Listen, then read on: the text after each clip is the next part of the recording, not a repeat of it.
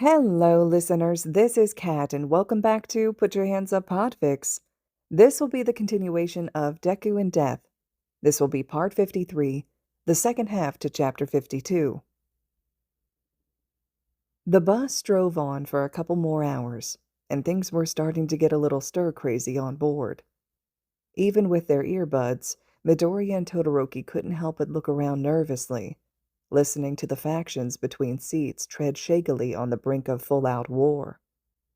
Thankfully, like a call from the heavens itself, Aizawa announced that they would be stopping for a break momentarily, and the class quieted down.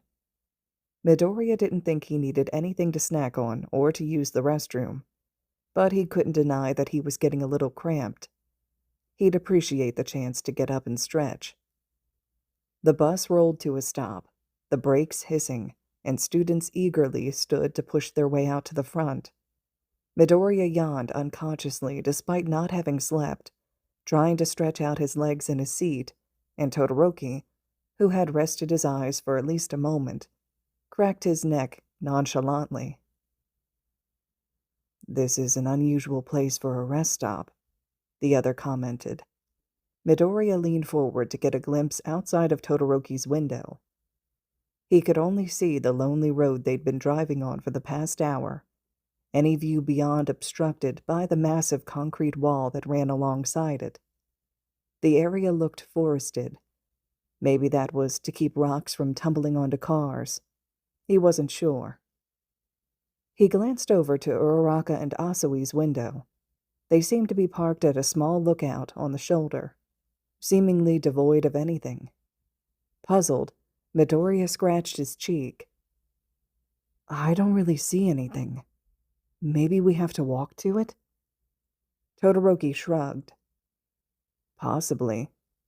He stood up, slanted from his seat, prompting Midoriya to follow suit, moving through the aisle and off the bus. Midoriya flinched from the morning sun, shielding his eyes from the light. He blinked a few times, but it didn't take him long to adjust, comfortably soaking up the warmth that emanated from the sky. He stretched for real this time, trying not to hit anyone around him, as he cracked his bones. "Man, it's still just as hot out here," Kirishima whined from a few steps away, fanning himself. A couple students grumbled in agreement, but Uraraka and Asui looked at him like he was insane. "Hot? What are you talking about? It was freezing." Uraraka gestured at Asui, who was still huddled in her arms, basking in the sunlight. "I mean, Sue practically went into hibernation." "Ah, apologies," Gami admitted with embarrassment, even though no one could hear him. "Maybe I should have moved around during the drive." Midoriya repressed a snort at Kaminari's exasperated look. "You guys must have been sitting under the air conditioning. Lucky." "I already apologized. What more do you want?" Gami cried dramatically. "It's a bit difficult to regulate my temperature when I'm feeling emotional." Midoriya let the ghost drape over his shoulder theatrically, giving him a brief, empathetic pat on the head. "Can't win them all," he muttered under his breath. He looked around as the rest of his peers acclimated to the small break they were getting from the cramped bus. The spot looked even weirder in person, nothing more than an empty clearing, with one other car dismissively parked to the side. He peered up and down the road. There seemed to be nothing for miles, nothing but the trees and mountainsides that stretched as far as the eye could see. It looked beautiful, but it didn't look like a rest stop. Plus, the other bus with Class 1B was nowhere to be seen. Maybe they were still trailing behind. Midoriya stepped away from the crowd to look back where they'd come. He could see the lonely road they'd been driving on for what had to be miles upon miles, curling around cliff sides along the mountain's edge. But the road was just that, lonely. There wasn't even a car in sight, much less another hulking bus meant to hold 20 students. He glanced back to his friends in confusion, and clearly, he wasn't the only one starting to catch on. "Hold on," Yaoyorozu asked. What kind of rest stop is this? Aizawa stepped forward, past the whispered murmurs of his students. We stopped here for a reason. What kind of crypticness is that? Gami sputtered, like Aizawa could hear him. Midoriya couldn't find it within himself to try and fight Aizawa's logic, though he pushed himself through the crowd to try and get a better look, ending up next to Uraraka. Heya, Eraser! Haven't seen you in a while. Aizawa seemed to sag his shoulders as two women emerged from behind the single-parked car, dressed in similarly matching outfits. The most striking part was their cat motif, metallic headbands that resembled cat ears, oversized gloves in the shape of paws, even tails. They walked up to the class, shell-shocked into silence, and struck a dramatic pose in tandem. We're the Wild Wild Pussycats. Whoa! Midoriya recognized them now, never having seen them in person before. They're a 4-person hero team that specializes in mountain rescues. Suddenly, the mountainous setting made a little more sense. Aizawa didn't seem all too impressed by their display. Meet Mandalay. He gestured to the brunette. And Pixie Bob. He pointed to the other. You could at least act happy to see us.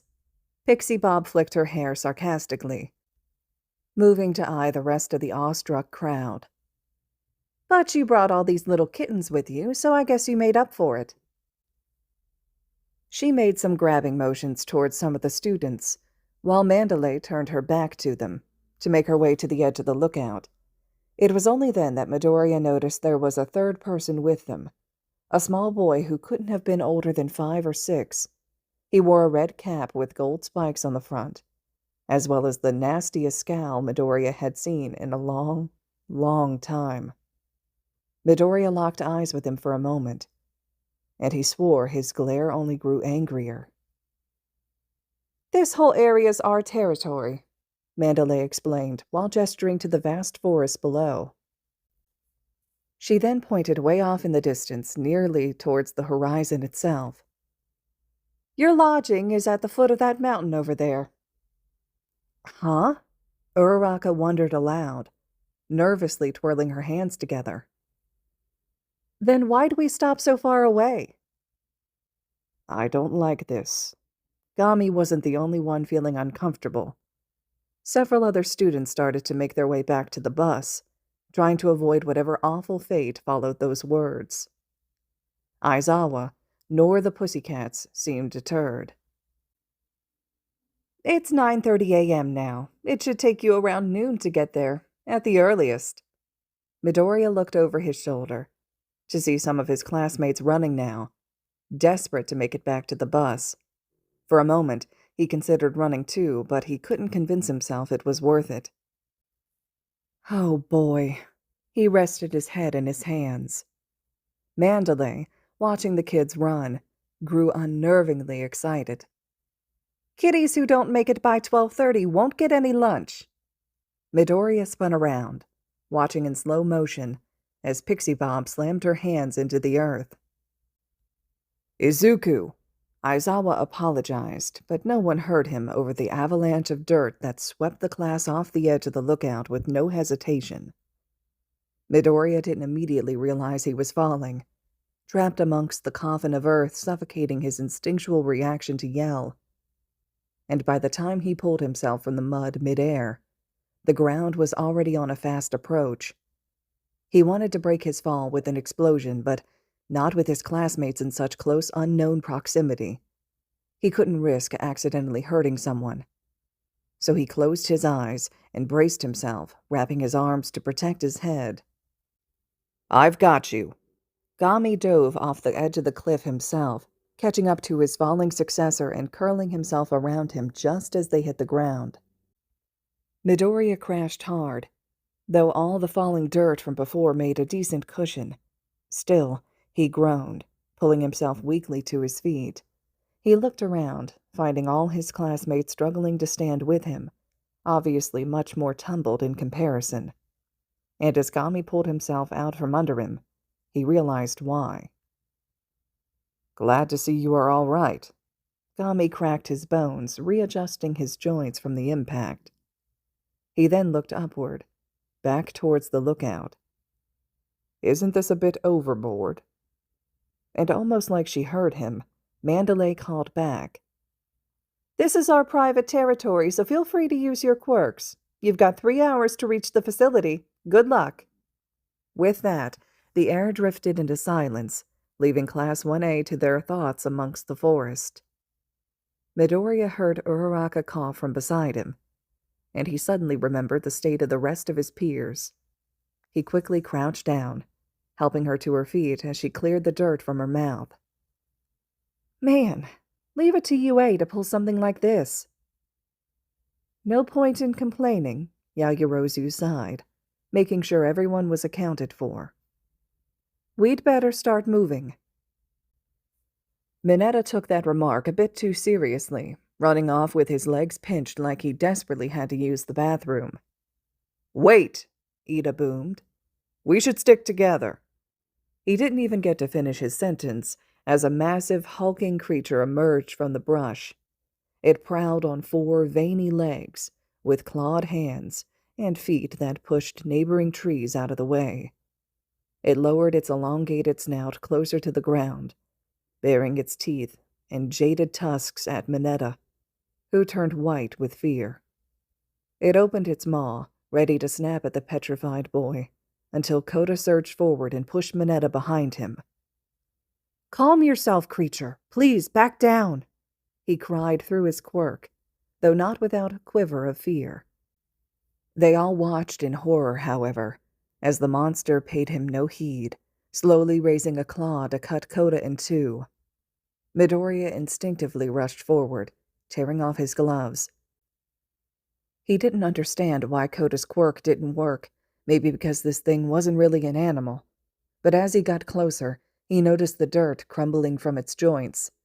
It must be a result of Pixie Bob's quirk, seeing as she was likely the reason behind the spontaneous avalanche that swept them all over.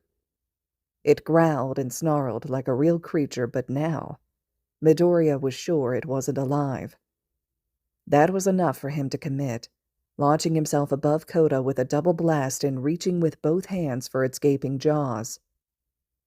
He felt his hands sink into the mud, just as Bakugo, Ida, and Todoroki joined him from all sides. He barely had time to decay anything past its snout before the beast was decimated into pieces. He dropped down to the ground with his hand still out, ready to see another one. The other 3 students joined him in anticipation. But the forest remained quiet for now, and they tentatively relaxed. What was that? Mineta squealed from behind Kota, trembling profusely. Midoriya looked back over his shoulder, still keeping himself poised to attack at a moment's notice. That thing was made out of dirt. That's why your quirk didn't work on it, Kota. I'm pretty sure Pixie Bob's quirk lets her manipulate Earth. He faced the forest again. I don't think that's the last we'll see of those things. The rest of the class approached the 4 in the front, regrouping into a more defensive core. Yaoyorozu rallied them together. If that's the case, then we need a solid plan for getting through the rest of this forest. She thought for a moment, eyes settling on the 4 that had rushed the beast in the beginning. Bakugo, Todoroki, if you 2 stay in the front, you should be able to dismantle any of those creatures if they try to rush us. Todoroki nodded. Makes sense. Bakugo scoffed, but otherwise didn't argue. Whatever. She then pointed to Ida. Ida, with your engines, you can keep us guarded from both sides. Ida saluted stiffly. Understood. Yaoyorozu lastly looked at Midoriya. Midori, since you'd only need to touch them to disintegrate them, you'd be best in the center. If anything manages to slip past those 3, you'd be the last line of defense. He clenched his fist with determination. All right. The rest of us can split between surveillance and support. We'll make sure nothing catches us off guard, and provide extra firepower for you 4. Once we start moving, we won't stop. The class moved to follow Yaoyorozu's formation, settling into their respective pods. Midoriya stepped back for a moment, just as Gami floated up to him. "What can I do?" Midoriya gestured his head back, whispering under his breath, "Make sure no one falls behind." Gami looked puzzled for a moment, but otherwise affirmed, "You can count on me." And with that, the class set off towards the lodge. Immediately, Shoji and Jiro moved into ground reconnaissance, while Koda called out to the birds of the forest to watch for more beasts from the air. At first, they were only being met with smaller creatures, most of which were easily dispatched by Todoroki and Bakugo in the front. But that seemed to be opposing reconnaissance of its own. The class suddenly began being bombarded by massive waves of beasts, forcing everyone to remain constantly on high alert. "I'm picking up 4 approaching from the right," Jiro announced, yanking her jack from the ground. "Ashido, Mineta," Yaoyorozu called out. "Slow them down." The two jumped into action as one rounded a tree, its horn scraping against even the highest branches. Mineta managed to stick one of its arms to that same tree as he lobbed the balls off of his head sporadically, and Ashido used the opportunity to melt one of its legs with her acid. The beast was forced to fall to its knees, giving Ida a clean chance to deliver a powerful kick to its neck, slicing the head off its body. The second and third monsters did not allow them the chance to celebrate, however, using the death of their comrade as a distraction to reposition. They flanked in unison from the left, trying to invade Ida's current blind spot. "Stay up front," Todoroki yelled to Bakugo as he retreated back to help. "Don't tell me what to do, half and half," he yelled back in disgruntlement, but otherwise continued to protect their front. Todoroki sent a wave of ice at both creatures, hoping to slow them down. Unfortunately, he only caught one which resembled a turtle, freezing its legs to the ground and preventing it from retreating back into its shell. Seizing the opportunity, Kirishima and Sato pummeled it while exposed, and the monster crumbled into dust.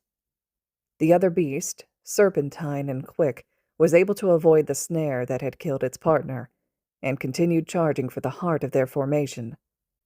But before it could reach the rest of them, Sero fired a length of tape that wrapped around its neck, wrangling it like a wild horse. The monster thrashed about, but Kaminari and Aoyama quickly stepped in to help Sero keep a hold of it long enough for Todoroki's ice to ensnare it for good. Ojiro smashed the frozen creature with his tail, shattering it to pieces. "Where's the 4th one?" Yaoyorozu yelled. "It's coming from above," Koda cried. There was no further chance to prepare as the last monster in the group, a dragon, flew down from the forest canopy and descended on them from right above their center, far from where Midoriya could reach. "Asui, let's go!" Uraraka grabbed her attention as she slapped Midoriya on the back, making him weightless. Asui extended her tongue, wrapping it around the boy's waist, before flinging him up into the air. Now far enough from his peers, Midoriya used his explosions to control his ascent, just barely avoiding a snap from the dragon's teeth as he ran a hand all along its side. The monster screeched in phantom pain as it flaked away, unable to control its flight and crashing into a nearby tree, raining clumps of dirt onto the class. Midoriya had just started to fall, when a shadow he wasn't as familiar with caught him and brought him to safety back down to earth. "I gotcha!"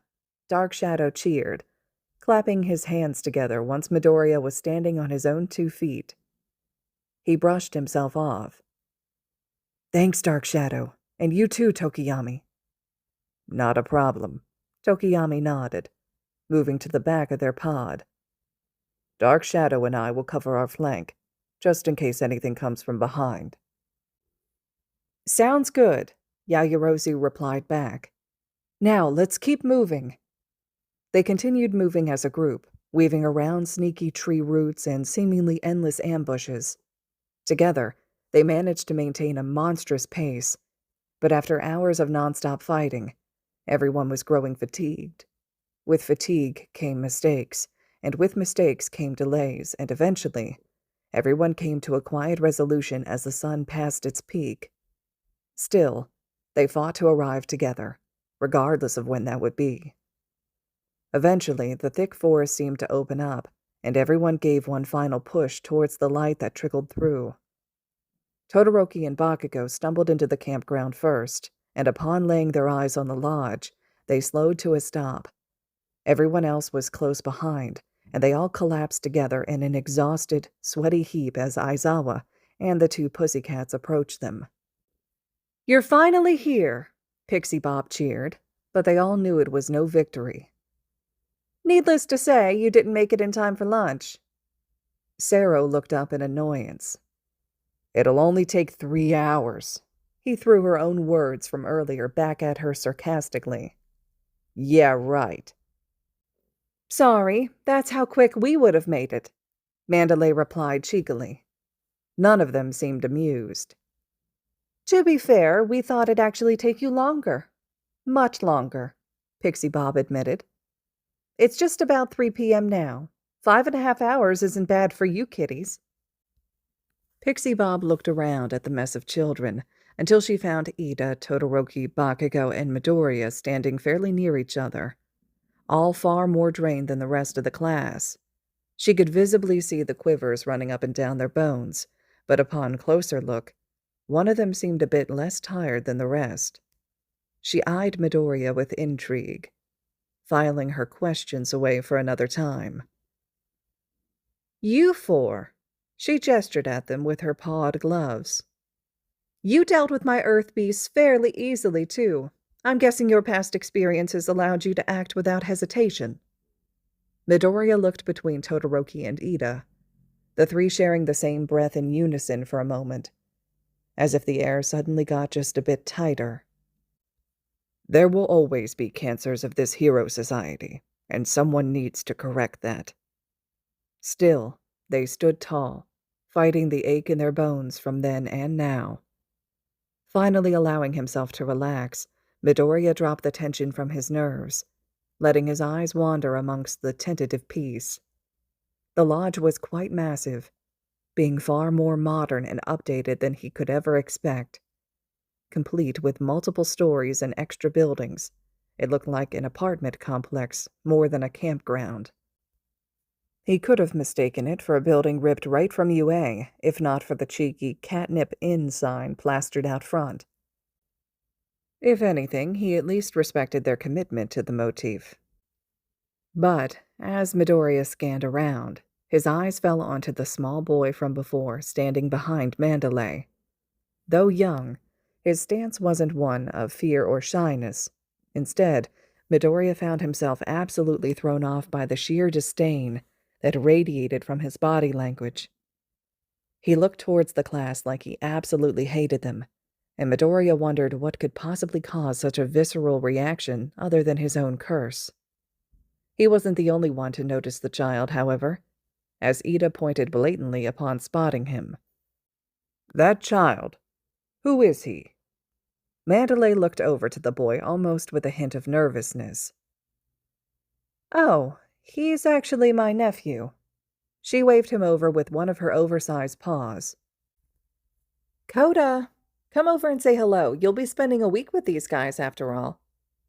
The boy, Coda, stepped forward with clear reluctance, the scowl on his face merely muted from before. Midoriya shared a nervous glance with Gami as Ida moved closer to greet him.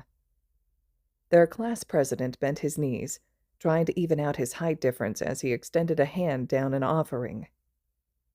"Hello there. My name is Ida, a student of UA High School's Hero Program." Now, Midoriya didn't think the following was any accident. He was quite sure Coda had meant to clock his fist back and send it barreling forward into the first point of contact on Ida he could find. As cruel and seemingly undeserved as it was, he was sure it was intentional. What he wasn't so sure about was where Coda meant to hit, since if he'd been going for Ida's gut, his aim had ended slightly lower. On any other day, the fastest member of Class 1A would have easily moved out of the way, but Ida, worn and sluggish from nearly 6 hours of constant fighting, was simply not prepared to be ruthlessly socked in the groin. He crumpled wordlessly, his voice long taken from him by the forest. Midoriya stood alongside the rest of his class in immediate shock, even Gami, too caught off guard to speak. Only as Koda began to walk away were they broken out of their stupor, Kirishima and Kaminari rushing forward to help Ida to his feet. Mandalay looked horrified. "Koda! That was completely uncalled for!" But if the boy felt any shame for his actions, he hid it masterfully. He stopped for a moment, turning his head over his shoulder, and even from under the brim of his cap his eyes burned with a fury only matched by what Midoriya had once seen infect his friends. "I can't stand jerks who want to be heroes." Koda walked back into the lodge without another word, shutting the door behind him. "Well, that was something." Gami found his voice, yet his bafflement left him with nothing to say. Most of the class remained speechless, except Bakugo, who cracked a smile instead. "Cute kid."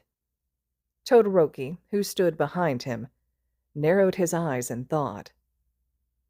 "You're a lot alike." "Oh, fuck off." Bakugo turned around with a snarl, though not as aggressive as he usually was. "I don't want to hear shit from you." The other threw his hands up in surrender. Aizawa stepped in before things could potentially get ugly. "Enough of the chatter. You will need to get your luggage from the bus." He gestured back from where they came, off to some distant parking lot that Midoriya hoped was somehow just around the corner. When he only saw more trees, he knew he could never be that lucky. "So get a move on." The class had hoped that this was another one of Aizawa's signature ruses, but there was no double back from their teacher, to everyone's exhausted disappointment. Sato and Kirishima, still drawing on energy from Paradise New Wear, tag-teamed most of the unloading process for the class, much to everyone's relief.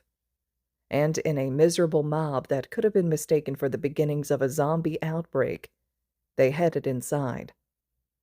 The interior of the lodge was just as beautiful as the outside, with high vaulted ceilings and grandiose windows that lit the space with sunlight.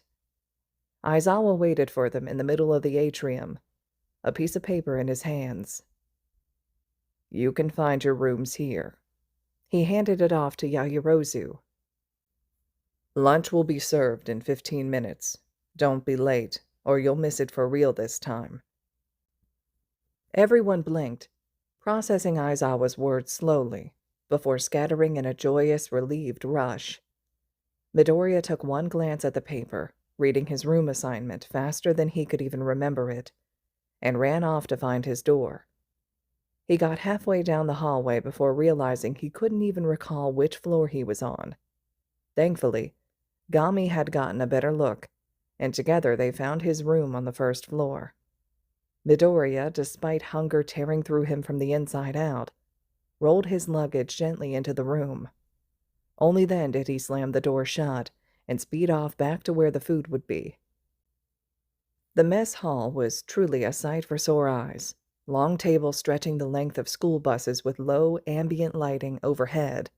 Wide windows covered the walls similar to the atrium, flooding the room with natural glow. Glossy mahogany floors glistened like the sparks of a campfire, radiating a welcoming warmth. But what really captured Midoriya's heart were the plates and plates of food spread across every surface he could see. The mess hall soon became a mess, with all of Class 1A piling in and piling food onto their plates. The room was filled with laughter and celebration as they ate for hours' worth, satiating that pit that had grown more ravenous with each beast they'd encountered. Gami kept his hand rested on Midoriya's back, since the boy was eating much too fast to even process that he might choke, and someone had to think for the both of them. As the sun began to set, Aizawa directed them to the hot springs to bathe, earning more cheers as the reward for their hours of forested combat started to feel tangible. Midoriya returned to his room briefly to grab a clean change of clothing and set off for outside. He found an extra towel in the locker room and stepped into a stall to change, stripping off his dirty, sweat-soaked clothes. The food had made him forget how awful he felt, from the grime stuck to his skin, to the aches left in his bones, to the stiffness that persisted in his hands. He was quick to discard his soiled outfit, wrapping the towel around his waist before opening the stall door. The locker room was empty. He wasn't surprised. His classmates were probably in just as much of a rush to feel clean as he was. Stopping by the sink, he splashed some water on his face, trying to clear some of the filth from his skin before he went to soak. Gami peered at him through the mirror. "You're going to be okay? Going out like this?" Midoriya looked up, locking with his own tired eyes in his reflection. He looked rough, like a stray dog left out in the sun, matted hair and scraggly limbs. He ran a hand across his chest, tracing where his decade-old burn stained his skin, watching his reflection copy his movements like a puppet. It was obvious, even after years of weathering, and with only a towel around his waist, there was nothing keeping it hidden. He brushed his hands over his arms, his eyes bouncing over the little dots of discolored pigments there, near invisible to the unobservant eye. It was a lot, and maybe a different Midoriya from another time would have thought it was too much. "It's not like I haven't been changing outside the stall. They've all already seen it." Midoriya's reflection smiled softly at him, giving him a reassuring nod. And that was all Midoriya needed to turn away from the mirror, looking up at Gami. "But I'll be all right. Thanks for asking." Gami smiled, and though Midoriya had never seen it personally, he felt the warmth all the same. The two left the locker room, headed down a stony path outside until they could begin to hear the laughter of his class. Once the hot spring came into sight, Midoriya was left more gobsmacked than the mess hall had left him. The water pool steamed with an alluring heat that he could feel even under the darkening sky, dressed with stones and small foliage like a painting. They were fenced in by a large wooden wall, reflecting the warmth and chatter back inwards. Immediately, he could feel himself swirling with bliss, eagerly walking towards the edge. "Midori!" Ida waved at him from across the spring. "Glad to see you've joined us."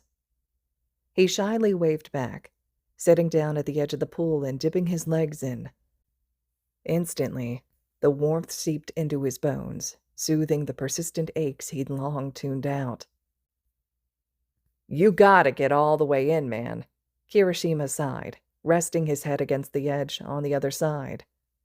"It's so nice." He glanced around.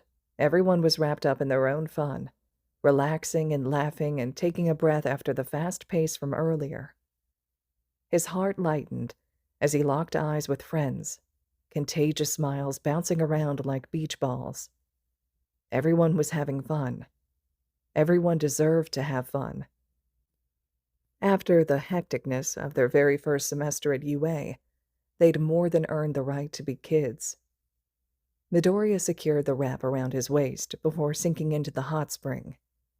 He melted almost immediately, feeling his muscles loosen and grime wash away from his skin. Hours of sweat and dirt rinsed away like nothing, cleansed by the steam of the bubbling water. His skin felt smooth and soft, comfortably tight against his bones, like a weighted blanket. "Oh, wow," he sighed, closing his eyes and leaning his head back. "You don't have to rub it in," Gami jokingly complained, giving Midoriya a light pat on the head in reassurance. Midoriya only hummed in response, savoring the feeling of what was likely one of the few times they'd actually get to relax during their trip. With closed eyes, he slowly drowned out the cacophony of his classmates, settling into silent thoughts, wandering for once with no destination. What is he? The bliss was broken as Ida's loud voice resonated through his ears, forcing Midoriya's eyes back open and towards the sound. Ida stood next to Mineta by the fence, gesturing at him aggressively with his hands. Mineta didn't seem all too bothered, staring blankly until the class president was finished. But the distance prevented him from hearing what they were saying, though based on Ida's expression, it didn't seem too good. Midoriya began scooting closer, but was completely unprepared as Mineta began using his quirk to scale the wall. "Don't!" He could hear Ida now. "That's completely inappropriate to the girls' privacy." Midoriya felt the air next to him freeze over instantly. "I'm pulling him off. I don't care if he gets hurt." Midoriya pulled himself out of the hot spring, desperately running after his mentor towards the wall. He didn't disagree with Gami's intent, far from it. He'd just rather catch Mineta than let him potentially hurt himself falling from such a height. Gami was inches from ripping the boy away. With such aggression, his bony fingers might have cut his skin, when Kota appeared at the top of the wall, hoisting himself from a ladder in the center. The same disdain from earlier was present on the child's face, though this time it seemed to seethe with disgust. Midoriya, from his place on the ground, couldn't blame him. "Before being a hero, try being a good person first." With that, he slapped Mineta hard across the face, sending him tumbling off the wall and rapidly cascading towards the ground. Midoriya lurched to catch him, but out of the corner of his eye, he saw Kota wobble. Midoriya didn't consider himself an experienced hero, not by any means.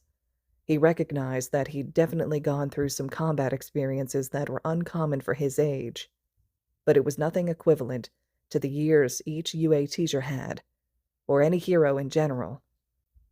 But his mind was constantly in tune with his surroundings, hyper-aware of things that moved within his space, so he didn't hesitate to divert himself completely, reaching his arms out before Kota had even made it completely over the wall. The rest of the guys cried out in shock, and he could hear the girls yell from behind the wall, but Midoriya tuned them all out until Kota landed safely in his arms. "I got him!" he called out, cradling the boy gently. "Oh, thank goodness!" He heard the muffled sound of Yaoyorozu sigh in relief from the other side. Ida approached him, having dashed forward to catch Mineta in his place. He set his trembling classmate down, coming to check on Kota. "Is he all right?"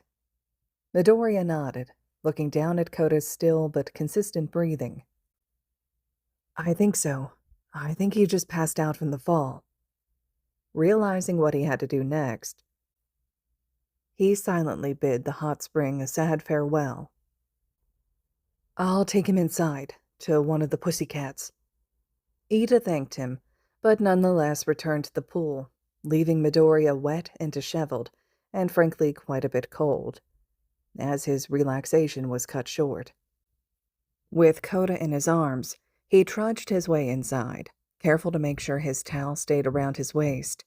He considered stopping by the locker room to dry off and change, but looking down at the helpless child in his arms, he figured it would be best to get him inside as quickly as possible, despite the water dripping off of him. He had to walk through the locker room to get inside regardless, but was caught off guard as a spare towel flew from off the rack right over his head. "Gami." He was cut off as his mentor roughly rubbed the towel into his hair. His sudden surprise quickly turned to irritation. "Hey, cut it out. You're just going to make it messy." "Hold still. You're not going back inside, sopping wet." Midoriya scrunched up like an angry cat, but nonetheless stayed still long enough for Gami to pat him dry. He kept a careful grip on Kota in the process, his eyes still peacefully shut. "Don't you think it's a little weird that Mandalay has her nephew staying here?" he asked out of the blue. "I mean, it's a bit of a strange place to take a kid. There's not much to do out here." Gami looked over his successor's shoulder, eyeing the child himself. I suppose, though it's not like I'm very familiar with the customs of this time period to begin with. I guess. The ghost finished as best he could, and the two made their way inside the lodge. Midoriya still felt awkward walking around in only a towel, but he was glad he wasn't trailing water wherever he went. Not that he'd admit that to Gami. He found what looked to be an office door, and despite the late hour, he knocked lightly with his foot. To his surprise, Mandalay opened the door, shocked at seeing her nephew limp in Midoriya's arms. She directed him to a couch, all while Midoriya explained what happened. Eraser mentioned that having someone supervise the hot springs might be a good idea, and Koda offered to stay in the space between the walls that's used for maintenance. Mandalay placed a warm towelette on the boy's head. In hindsight, maybe sending him out there by himself wasn't the best idea. I'm just glad no one got hurt, Midoriya reiterated, looking down at Koda, who, despite all that had been established, appeared just like a normal kid now. I can't stand jerks who want to be heroes. He frowned, thinking about his conversation with Gami just before. Koda, he seems pretty opposed to heroes. Isn't that a bit unusual for a kid his age? Mandalay's smile fell. Well, naturally, there are quite a few people in our society who don't think much of heroes. But he'd probably look up to heroes, too, if he'd been raised normally. Midoriya cocked his head. Normally? Pixie Bob emerged from the office as well, carrying some glasses of water. Mandalay's cousins, Waterhose, were Koda's parents. They were heroes who died in the line of duty. He felt the color drain away from his face, Gami chilling the air around him unconsciously. 2 years ago, they were protecting civilians from a villain attack. Pixie Bob looked down, unable to look him in the eye any longer. There's no better way for heroes to meet their end. An honorable death. Mandalay stroked her nephew's face. But a boy who'd only just started learning about the world couldn't understand that. His parents were his entire world. But your friends are your world, are they not? To him, it was like they left him all alone. Mandalay sighed. But society just kept praising them, saying that what they did was great and noble. She stood up straight, taking one of the waters from Pixie Bob and placing it on the table next to the couch. I don't think he likes us very much either, but without any other relatives to rely on, he does listen to us. Pixie Bob gave the water to him. To Koda, heroes are nasty people he can't understand. Midoriya felt his shoulders sag, his expression falling with it. People latch on to All Might like he's the perfect idea of a hero, like there wasn't anybody he couldn't save. I see, he murmured, gripping the glass tightly.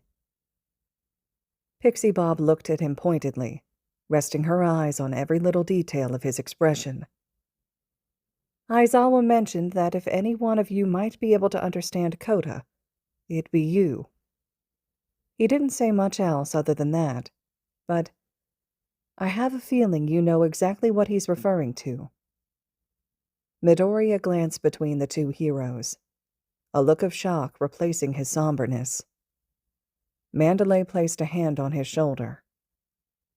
I know this is a lot to ask, but it would mean so much to us, and to Koda eventually, if you could take some time to talk to him.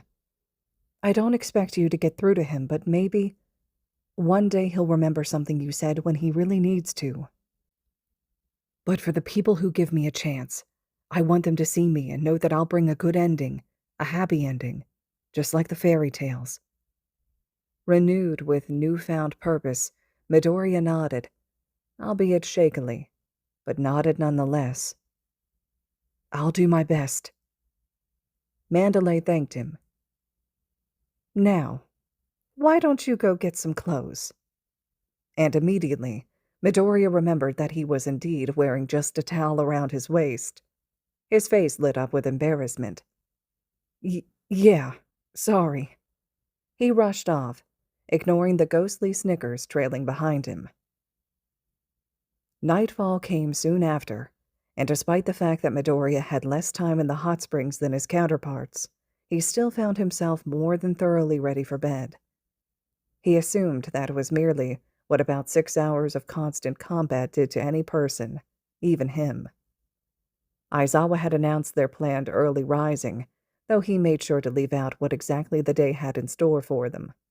Midoriya didn't feel like testing fate, however, and got himself ready to sleep, even with the newly risen moon. He flicked off his light, letting the room glow with the stars shining through his window. It was a peaceful darkness, the kind that made Midoriya's thoughts wander off without him. Normally he drew the curtains for that exact reason, but something about the new location left him wanting to break as much normalcy as he possibly could. He assumed it was traveler's bliss, or something of the sort, and let his mind start to trail as he climbed under the covers. He watched Gami float over to the window, almost staring out longingly. "Are you going to go out?" Gami shook his head. "Probably not. With everything that has been happening, I think it's best I stay with you." "But if you want to go out, you should," he tried to argue. "I don't want you to be stuck here just 'cause of me." "No, it's all right. It's not like there's much to see out here anyways." "All right." Midoriya wasn't entirely convinced, but he yawned before he could counter. "Hey, Gami." "You should really go to sleep." He ignored his advice. "How do you feel about Koda?" Gami too ignored his comment, as the question made him pause in thought. "He has very strong morals. It's unusual for a child that young. He reminds me a lot of you." "Me?" he questioned sleepily, a hint of breathy sarcasm in his voice. "What's that supposed to mean?" But Gami remained serious. "Children are usually more malleable. They absorb new experiences so readily and openly. To be so firm at such a young age is a trait of children who have grown up much too fast. He is hurting, but more devastatingly, he is hurting alone." Midoriya shifted, his drowsiness fading as he focused his eyes on the ceiling. I could have easily turned out to be someone like Koda, after everything that happened. But I didn't, because I had you." "I would hesitate to say you did not," Gami countered, though it lacked any real harshness, just the blunt edge of truth. "It is less that you could have become like Koda, and more so that Koda still has the chance to become like you." "He's just missing someone like you." He trailed off, realizing what Gami was trying to say. "Someone that's willing to stick with him through all his ups and downs, until he realizes that he doesn't need to be jaded to protect himself." "Koda is not looking for help, but he needs to find it in you."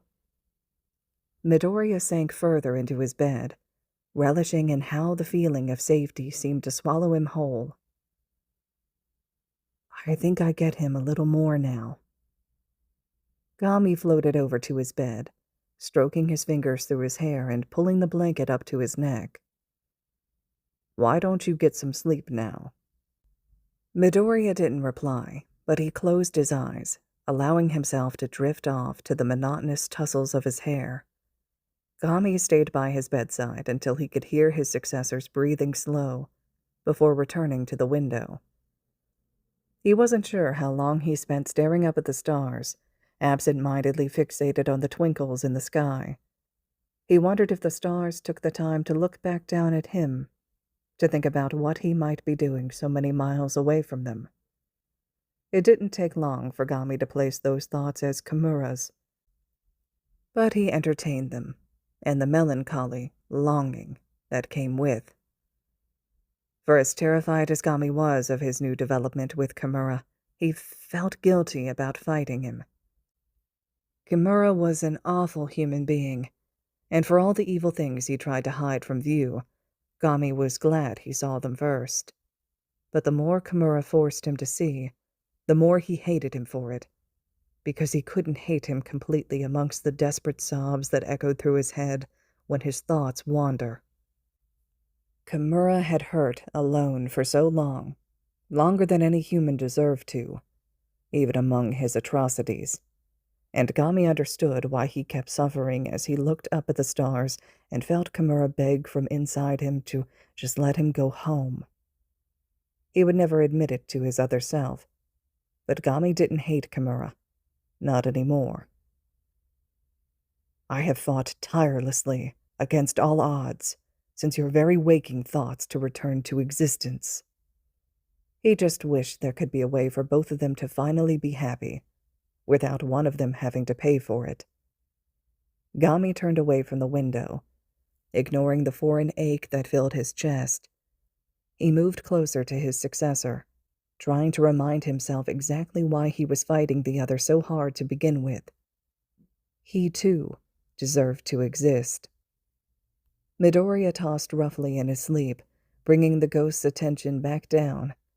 Still stuck in slumber, he shuffled quite violently, turning his back towards Gami. The ghost craned over him, trying to get a better look at his expression, but with the blanket so far up, he couldn't see anything amongst the shadows. Nervously, he tugged at the boy's shoulder, trying to roll him over himself. Almost like a rag doll, Midoriya's body complied far too easily, revealing the shimmer of sweat coating his face and a deeply furrowed expression. "Izuku?" he called out hesitantly, pulling down the blanket slightly, if only to help him cool down. He responded with a helpless whimper that Gami was certain wasn't meant for him. He patted his face harshly with his bony fingers. "Izuku, can you hear me?" Midoriya didn't respond at all this time, merely wincing further into his skin. Gami pulled away, allowing his successor to move unrestrained.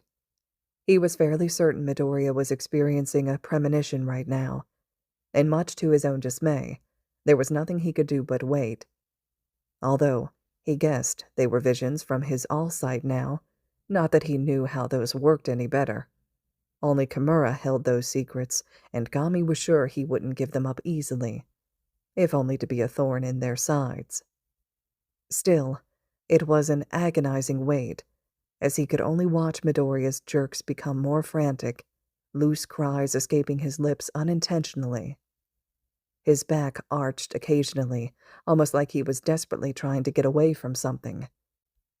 Gami hated these moments where he felt less than helpless, less than useless, like a fly on the wall watching disaster unfold before him.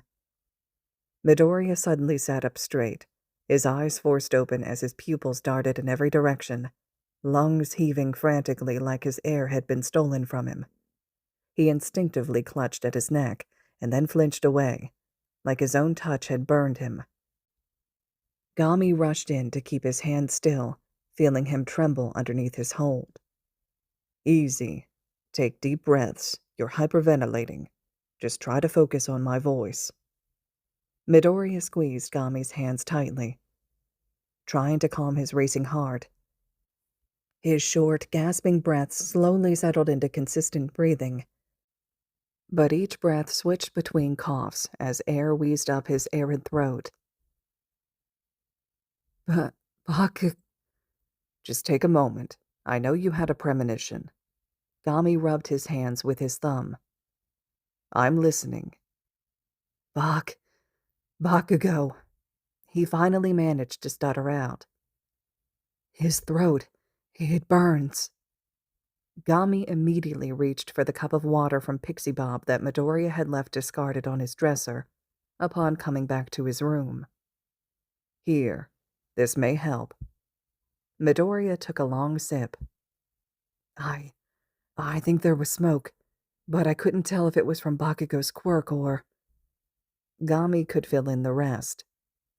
Midoriya shuffled out of bed, wiping his sweat-ridden skin with his hand, and promptly wiped that on his covers. He stumbled to his feet, still disoriented, and his heart hadn't completely calmed down yet. But he managed to twist the doorknob with his shaking hands enough for it to open. He looked up and down the hallway, the lodge suddenly seeming alien under the cover of darkness. Which way is Aizawa's room? I think this way. He pointed back towards the atrium. He was closer to where the other heroes sleep. So Midoriya headed off in that direction, trudging down the hall where his other classmates slept. He tried to muffle his uncoordinated steps, afraid to wake someone, but more afraid for someone to find him like this. He passed Bakugo's door, and suddenly, the whole world seemed to spin around him. His steps became just a little faster. His heart pounded just a little harder. It's this one. Gami stopped him at a door down another hall. I believe so. It could have been a mistake. It could have been a lie. But Midoriya didn't think twice when he knocked, a bit louder than he was trying to. The weight felt agonizing, like the world around him just stopped long enough for the spinning to catch up with him. Had he gotten up too fast? His throat was painfully dry. He should have taken the water with him, but he would have probably spilled it then, and made more of a mess for someone else to clean up. Aizawa opened the door, his expression immediately softening. Midoriya. He tried to open his mouth, but his lips felt glued together. He could feel his jaw moving against his skin, but nothing came out. Was he talking? Could Aizawa hear him? The hero crouched down to his knees, looking him straight in the eyes. There was a strange glint in his stare. Was he worried? Was something wrong? Aizawa brought him into a hug, using one of his hands to pull Midoriya's head onto his shoulder. Suddenly, Midoriya could feel his own rapid heartbeat against his teacher's clothes. Suddenly, Midoriya could feel his own fleeting breaths against his teacher's hair. He gripped his shirt tightly, realizing just how much he was still shaking. Would he ever get over this? Midoriya pressed his eyes shut, if only to keep the waterworks from escaping, and buried his face into Aizawa's shoulder. They stayed in the doorway in silence, while Gami watched from off to the side, wondering when he'd stopped being needed. All right, listeners, this concludes the second half to Chapter 52. Chapter 53 will be up next, which will continue this story for us. I'm eager to hear your thoughts and reactions to everything so far, as we're continuing with the summer training camp arc. Let me know your thoughts in the comments below, and as always, thank you all so much for listening.